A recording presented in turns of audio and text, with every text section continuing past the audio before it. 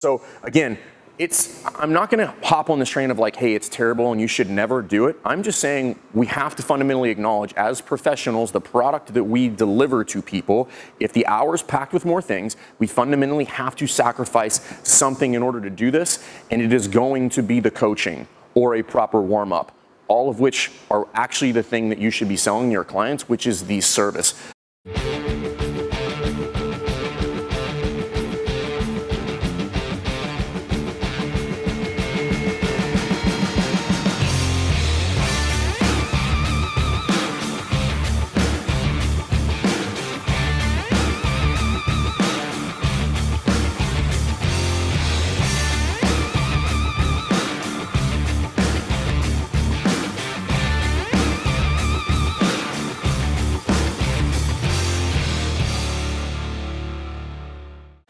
All right, guys, welcome back to Jerk Block Talk. I'm Jason Fernandez. We're here at CrossFit Rife. Today, I want to elaborate and kind of dive into the weeds a little bit on a topic that has been discussed kind of indirectly in a couple different episodes, and that is doing or programming a day that is both strength and Metcon. So just to get this out of the way, I am not against doing that. It should be done occasionally. However, I would say that if you're doing that every single day, by definition, again, it is not variance, and we are not actually doing CrossFit at that point. It is also very difficult to do if, in fact, you are claiming to be coaching, okay? Now, in order to make that statement, I can easily talk about, and what we're gonna do here is we will break out a lesson plan and we'll walk through that, right? So my big concern here is that we're sacrificing the coaching and the teaching and the technique portion of programming like this for the purposes of just putting more volume in and giving people more, which is not necessarily what they need. There is a certain population of athletes that does need that. Excuse me. The vast majority of athletes in your gym do not need that in order to get stronger. There's tons of gyms doing it all over the world that are not doing this and still getting good strength gains in their gym for their athletes. We happen to be one of them. Now, so in order to kind of illustrate why I think this is an important discussion to have, and again, I'm not saying that you should or you should not, all I'm simply asking you to do as a coach or a gym owner is to acknowledge what has to be sacrificed in order to put more in the hour. So if we want to use the same concept as like the 10 general physical skills that we talk about in the CrossFit Level 1 course, I have cardiorespiratory endurance, strength, stamina, flexibility, speed, power, coordination, accuracy, and agility and balance. If I'm going to be really, really good at any one of those, I have to rob from some of the other ones in order to be a specialist at one of those. If I'm going to put more and more stuff in the hour and put more things in the hour, I'm going to have to sacrifice something, whether it be warm up, whether it be teaching, something of that nature. It could be community. It could be a number of things. But you have to acknowledge that something has to be taken off the table if we're going to put more things into the hour. So I've just made this kind of mock timeline or lesson plan for a timeline for a workout. And here is, and we can put any other movement in here that we want for this workout. And I forgot to end up writing this up. So we would do a heavy single clean and jerk, 5 singles, and then we would do a 12-minute AMRAP of 10 pull-ups, and then whatever other movement. Just in order to make this really clean, we can do clean and jerks at 135.95, okay? And this is best case scenario, which again, I've seen a lot of programming, and what I would tell you is the vast majority of gyms that are doing this are not using the same movement in the Metcon portion as they were in the strength portion. Now, if you're doing that, that's better, but there are still some problems that will come up and arise as you go through this. So I have this mock lesson plan out here, and it's not detailed into what we would do in all of here, but the general timeline is what I want everybody to take a look at so that we can acknowledge that there's some things that are gonna have to be left off the table. So 0 to 3 minutes, we have to brief the workout. We have to tell everybody what's going on, what the intent of these singles are. Are we going across? Are we going up? What should that look like? Are we gonna discuss, are we gonna split jerk? Are we gonna push jerk? What are the parameters for the strength portion? We also have to talk about what the AMRAP is. 12 minutes, is it 10 pull-ups and then clean and jerks? Again, let's say it's 5 clean and jerks at 135 for 12 minutes. Again, that's a pretty disgusting looking workout, quite a bit of pulling, both from the floor and from overhead. But again, this is not something that would be unreasonable to see in a lot of gyms that are programming strength plus Metcon. We also have to talk about briefing our athletes, like what is the expected rounds that we're looking to get for, like what should the pacing be, like what kind of loading should be on the bar, so they understand how that should be executed in order to hit the correct stimulus. So 0 to 3 WOD brief. From 3 minutes to 10 minutes or a 7-minute piece here, we're gonna do a general warm-up. You could skip the general warm-up and a lot of this would work better, but you would be doing your athletes a massive disservice. And again, what are we removing when we take out the general warm-up? We're removing the coaching piece of it. General warm-up is intended to get them moving. It's also intended for me to assess some movement, see what's going on within my athletes, and see who's gonna have some problems, if they have limitations, any of that stuff. So I wouldn't recommend it, but again, you could do this out and this would work out a little bit better, but again, we're not coaching anymore if we're not taking our athletes through a warm-up. From there, specific warm-up. And this specific warm-up in this lesson plan, the way I wrote it, would solely be dedicated to the clean and jerk. 10 minutes, I would argue to teach the clean and jerk effectively, meaning I have to teach 2 movements, probably a squat or power clean, or potentially both, and a split jerk in 10 minutes is an incredibly tight timeline. Okay. If you can do it that fast, kudos to you. What I would say is the vast majority of people cannot. And I would also challenge you, if you are that good at it, put it on video and put it out to the world, because that would be valuable to other people. But I highly doubt that the vast majority of people are going to be able to teach the clean and jerk effectively, working on footwork, working on mechanics, squat mechanics, elbow position, front rack, the pulls, all of that stuff in a 10-minute time frame. I'm just putting it on here for the sake of illustrating my point. From there, I've allotted 25 minutes to get to a clean and jerk. In that 25 minutes, there's 8 minutes of rest, and that is only for our 5 working sets. 2 minutes between each one of those is not a ton of time and is probably not enough, to be frank with you, in order if we were gonna get heavy.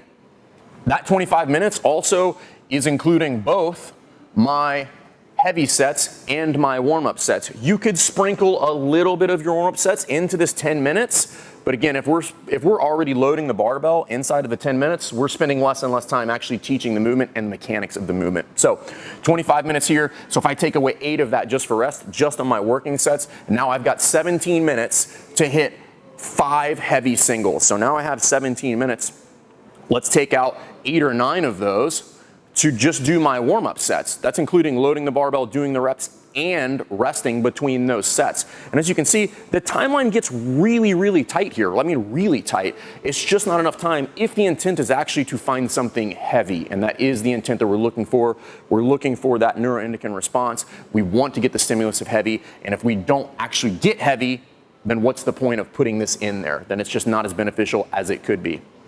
From there, I didn't actually even put any transition time in. I just went from 45 right into the 12-minute Metcon, so going 45 to 57. That's 12 minutes, and this is without transition. This is without any logistical stuff, and this is also without teaching the pull-ups in this portion. And if you're not teaching pull-ups, I would argue that is a massive mistake. There's a lot of people in your gym that probably do not have pull-ups that want to get pull-ups. You should be teaching a progression with which to get the pull-up. So 12 minutes here. This leaves me 3 minutes on the back end for a cool down, which is probably not enough. It's probably just enough to get the equipment cleaned up, but not really enough to review scores, talk about times, talk about scaling issues, or anything that might happen there. So again, I'm not gonna hop on this train of like, hey, it's terrible and you should never do it. I'm just saying we have to fundamentally acknowledge as professionals, the product that we deliver to people, if the hour's packed with more things, we fundamentally have to sacrifice something in order to do this, and it is going to be the coaching or a proper warm-up, all of which are actually the thing that you should be selling your clients, which is the service. They can do this crap in their garage, and if you're just walking them through this whole thing and you're not actually coaching, you're not actually teaching them anything, you're not actually improving their warm-up and giving them cues to make them better lifters and better movers and prepare them for outside of the gym, then you're not actually providing a service. You're providing a space with which they can come in and sling weights and get some fitness, and that's fine, but now we can't hang our hat on world-class coaching, or we have the best coaches in town, or we're experts. You just can't do that. You cannot do it if this is the timeline that unfolds. And again, my challenge to you is, if you are going to combat this and say, we are in fact doing that, my only ask of you would be to videotape a class, mic yourself up, put it out to the world and let them see how you do it if you're that good at it, because everybody can benefit from it if you are in fact a ninja. But I'm just gonna call everybody out because I work with some of the best coaches in the world. That is incredibly difficult to do and do efficiently, and more importantly, do well, to provide a good service where we are educating, inspiring, and entertaining people in order to provide the proper culture and the service that we all like to claim that we are giving. So I'm not trying to put this video up here to get combative about this and to make this really polarizing. It's polarizing enough as it is. I'm simply illustrating that putting a ton of stuff in the hour, you cannot coach and put a bunch of stuff in the hour. And again, if you are in fact doing that and you're not putting that content out to the world, to the rest of the CrossFit community, then that's selfish of you and you should be doing that. So I really just wanted to illustrate that, because I've had this conversation has come up numerous at multiple level 1s recently, multiple level 2s, and in some forums that I've been having conversations in lately. And I think people are fundamentally misunderstanding the point that I'm trying to make. It's not that it's good or it's bad or that I'm downplaying anybody's programming. I'm not talking about the programming at all. I don't particularly care what you program for your athletes. As long as it's varied and they're getting fitter, then great, good for you. I'm having a conversation solely about the ability to coach doing all of this in an hour. I'm talking about the ability to coach absent of all other things, absent of like your community, absent of the programming, absent of results and all of those things. I'm talking about coaching, seeing, correcting, teaching. That's what I'm talking about. And it is almost impossible to do this in a 60-minute time frame in order to effectively hit these workouts the way that they should be done and the way they are intended to be done when they are written. So if you have questions, if you want to banter about this, if you want to have an argument about it, like, that's fine. I don't really want to have an argument about it. I'm just saying that, like, this is the case. And again, video doesn't lie. If you can, put it out there. Videotape your whole class. Go Facebook Live. Do all of that stuff. And prove me wrong. Prove me wrong. I would really like to see it, because if that's now the new standard, I will go chase that standard that you have now set. So I'm not saying it can't be done. I'm saying by the vast majority of people it cannot be done. So this is kind of a pet peeve of mine, because we should be providing a better service, and I take that super seriously within our coaching staff and with all the people that I talk to on a weekend basis. And I think a lot of people are skipping over this, and the reason they skip over this and they put more stuff in the hours, because doing this effectively and doing it well is incredibly difficult. It's incredibly difficult, and that doesn't mean we shouldn't chase it. I'm just saying it means we have to acknowledge where we are, and we may have to do it a little bit of backtracking on that and say, hey, listen, is this the best use of my time in the hour? Is this what's best for my members? Is this the best product I can absolutely put on the floor as far as service goes? Not programming. I particularly don't care about the programming. Anyway, that's where I'm at. I just wanted to break out that timeline. And it's not perfect. I'm not saying that's perfect, but that's a pretty general timeline that, again, most people, without putting a couple different other things in there, would still have a very difficult time hitting. So again, comments, questions, concerns, go ahead and drop those in the comments. I'm happy to discuss this at length with anybody who would like to.